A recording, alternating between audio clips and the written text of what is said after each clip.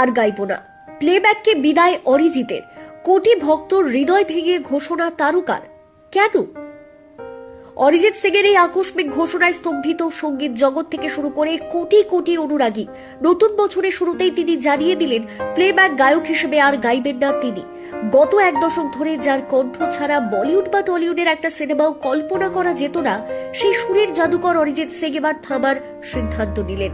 মঙ্গলবার 27 জানুয়ারি 2026 সন্ধ্যায় এক সোশ্যাল মিডিয়া বার্তায় অরিজিৎ জানিয়ে দিলেন প্লেব্যাক গায়ক হিসেবে তার সফর আপাতত ইতি। কি লিখলেন অরিজিৎ?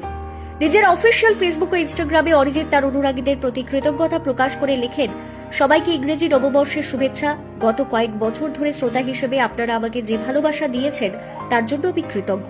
আমি আর জানাচ্ছি যে প্লেব্যাক ভোকালিস্ট হিসেবে আমি আর কোনো নতুন কাজ গ্রহণ করব না।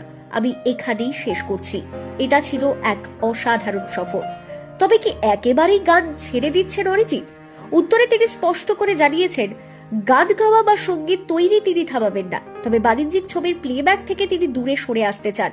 তিনি জানান, ঈশ্বর আমার উপর সদয় হয়েছেন। আমি ভালো সঙ্গীতের ভক্ত এবং ভবিষ্যতে একজন ছোট শিল্পী হিসেবে নিজের মতো করে আরো অনেক কিছু শিখতে এবং সৃষ্টি করতে চাই। বিস্মিত অনুরাগীরা। অরিজিতের এই ঘোষণায় মুহূর্তের মধ্যে সমাজ মাধ্যমে শোকের ছায়া নেমে আসে। ভক্তদের অনেকেই তার এই সিদ্ধান্তকে বিরাট কোহলির টেস্ট অবসরের মতো বড় ধাক্কা হিসেবে দেখছেন।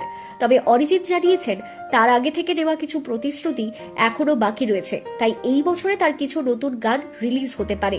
ভবিষ্যৎ পরিকল্পনা। শোনা যাচ্ছে অরিজিৎ এখন নিজের স্বাধীন মিউজিক লেবেল অরিয়ন মিউজিক এবং নিজস্ব সৃষ্টিতেই বেশি সময় দিতে চান। 15 বছরের কেরিয়ারে 2টি জাতীয় পুরস্কার এবং অগণিত হিট গান দেওয়ার পর তার এই সিদ্ধান্ত ভারতীয় সঙ্গীত জগতে এক যুগের অবসান হিসেবেই দেখা হচ্ছে।